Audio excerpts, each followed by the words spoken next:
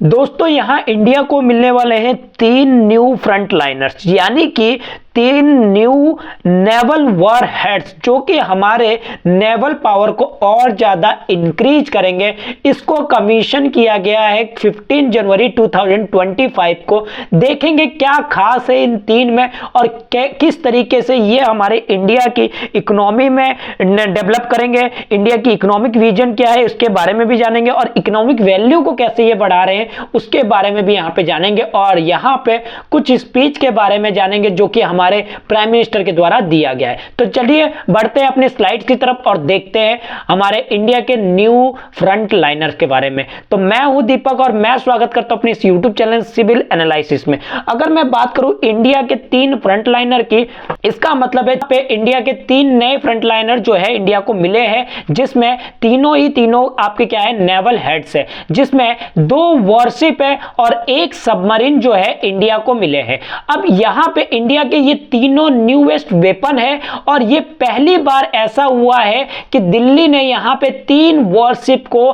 Commission किया है। और खास बात यह है कि ये जो तीनों आपके वॉरहेड्स है वो आपके सेल्फ सफिशिएंट दिखाते इंडिया को कि मेड इन इंडिया, यानी कि 75% जो इसमें इक्विपमेंट लगे हैं वो इंडिया के द्वारा ही डेवलप किए गए। तो क्या है इसके न्यूज, जरा जानने की कोशिश करते हैं। इंडिया ने एक हिस्ट्री क्रिएट किया है वेडनेसडे को, जिसमें 2 इंडिजीनियस डेवलपमेंट, यानी कि दो खुद के बनाए हुए मैन्युफैक्चर किए हुए वॉरशिप को कमीशन किया है नेवल में, इंडिया की नेवी में। इसमें अगर बात की जाए, एक क्लास लीडिंग स्लेथ फ्रिगेट है, और दूसरा आपके गाइडेड मिसाइल डिस्ट्रॉयर है, और तीसरा अटैक सबमरीन है। यानी कि तीनों चीजों को यहां पे, एक फ्रिगेट है, एक गाइडेड मिसाइल डिस्ट्रॉयर है और एक अटैक सबमरीन है, जिसको इंडियन नेवी में शामिल किया गया है। पहली बार ऐसा हुआ है, दिल्ली ने 3 यहां पे वॉरशिप को कहीं ना कहीं नेवल में जोड़ा है। ठीक है, इसकी जो भी बिल्ड की गई है वो पूरी तरीके से इंटायरली इंडिया में की गई है। ठीक है, इसके बाद अगर बात की जाए, इसमें अपनी इंटेंस है, इसमें इतनी सिग्निफिकेंस है, और इसमें अगर बात की जाए ये मिलिट्री को कहीं ना कहीं सेल्फ सफिशिएंट बनाने का काम जो है करेगी।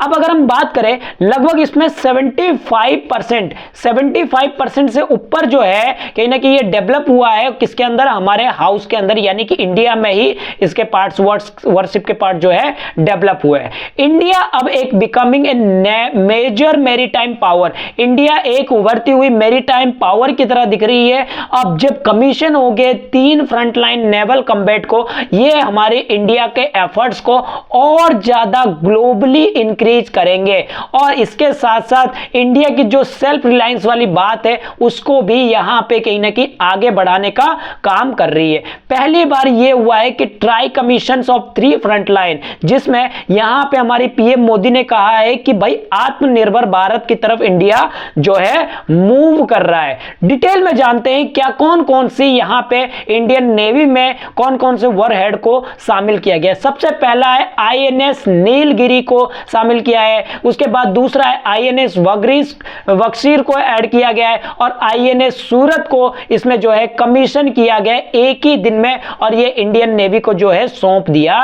गया है। आईएनएस नीलगिरी की बात करें, ये एक लीड शिपिंग है, प्रोजेक्ट है 17A फ्रिगेट की। ठीक है, 17A फ्रिगेट की जो है लीड रोल निभाने वाली एक इंडियन नेवी की पावर को इंक्रीज करने वाली एक फ्रिगेट है।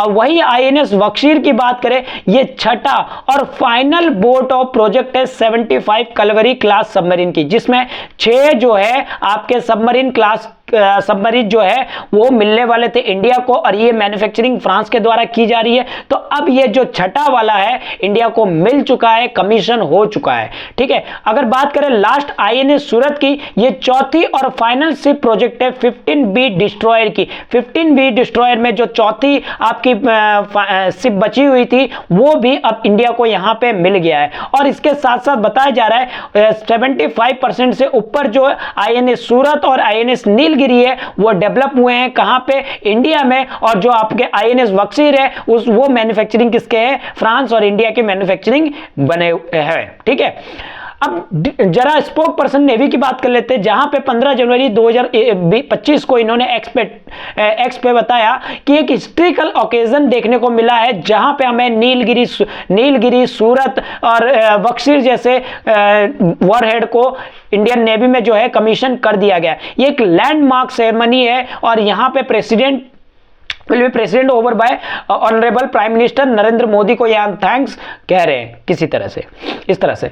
अब इंडिया की विजन क्या है? इंडिया की विजन जैसे कि हमें पता है ग्लोबल पावर बनना, तो इंडिया के लिए एक मेजर मैरीटाइम पावर बनना भी जरूरी है, क्योंकि मैरीटाइम की अगर बात करें तो मैरीटाइम एक हिस्ट्रिकल कल्चर दिखाती है जो हमारे चोला पीरियड में, आप जानते हो चोला पीरियड के टाइम पे नेवल शिप का काफी ज्यादा रोल था। यानी कि आज से अगर बात की जाए तो 1800 साल पहले जब 200 बीसी के टाइम पे जब चोला पावर आया था, तो उस टाइम से लेके 900 बीसी तक, यानी कि आज से 1000 ईयर पहले तक जो है नेवल पावर को सबसे ज्यादा चोला ने बढ़ाया और चोला की हिस्ट्री रही है। इसी वजह से इंडिया का विजन है कि चोला जैसी मैरीटाइम पावर यहां पे स्टैब्लिश करना। इंडिया बिलीव करता है भैया, जो वर्ल्ड में अगर मैरीटाइम पावर को मेजर मैरीटाइम पावर बनना चाहता है तो उसको इंडियन ओशन रीजन पे काम करना पड़ेगा और उसके लिए इंडियन ओशन रीजन को ओपन, सिक्योर और इंक्लूसिव करना पड़ेगा, तभी जाके यहां पे मैरीटाइम पावर जो है इंडिया बन सकता है। कंट्री की अगर गोल की बात की जाए तो ये प्रोटेक्शन करती है हमारी ट्रेडिशनल को, टेरिटोरियल वाटर को, और इंडिया को इमर्ज करता है जिससे कि वो फर्स्ट रिस्पॉन्डर बन सके पूरी इंडियन ओशन रीजन पे। यानी कि इंडियन ओशन रीजन में किसी भी तरीके के खतरा आए तो इंडिया यहां पे क्या कर सके, पहली बार में रिस्पॉन्ड करे। अगर सी रूट की बात की जाए, सी रूट यहां पे सेफ हो, इस चीज की भी बात करते हैं इंडिया किंग ने कि इलीगल ड्रग ट्रेड्स होती है, वेपन ट्रेड्स होती है, टेरर एक्टिविटी होती है, ये ह्यूमन एक्टिविटी है, उनसे कहीं ना कहीं सी रूट को सेफ किया जाए। अगर इंडिया की इकोनॉमिक वैल्यू देखा जाए तो क्या है, इंडिया यहां पे एक नई डोर ओपन कर रहा है इकोनॉमिक प्रोग्रेस में। अगर आज के टाइम पे देखा जाए तो 66 शिप्स जो है कंस्ट्रक्ट हुए हैं इंडियन के शिप यार्ड में, जिसकी टोटल वैल्यू देखा जाए तो 1.5 लाख करोड़ है। यह कहीं ना कहीं दिखाती है 3 लाख करोड़ कहीं ना कहीं इकोनॉमी में अभी भी सर्कुलेट है इस तरीके के हमारी नेवल वॉरशिप को, इंडियन शिपयार्ड को बढ़ाने में। वहीं पे इंडिया की डेवलपमेंट सिर्फ शिप से नहीं होती है, बल्कि पोर्ट लेड इकोनॉमिक डेवलपमेंट भी होती है। इसके साथ साथ जो लोगों को एम्प्लॉयमेंट देने का काम भी कहीं ना कहीं इंडियन इकोनॉमी द्वारा की जा रही है इसके थ्रू। तो आई होप कि आपको ये लेक्चर जो है अच्छा लगा होगा। अगर लेक्चर अच्छा लगा है तो आप अपनी राय दे सकते हैं कि और किस तरीके से इंडिया जो है अपनी इकोनॉमिक वैल्यू को बढ़ा सकता है और किन किन वॉर हेड्स को जो है अपने इनमें ऐड कर सकता है, ताकि जो डेटरेंस है वो एक स्टैब्लिश कर सके वर्ल्ड के सामने। ठीक है, तो आई होप कि आपको ये लेक्चर अच्छा लगा होगा। लेक्चर अच्छा लगा है तो उसको लाइक कीजिए, अपने दोस्तों के साथ शेयर कीजिए और इस चैनल को सब्सक्राइब करना ना भूलिए। Thank you.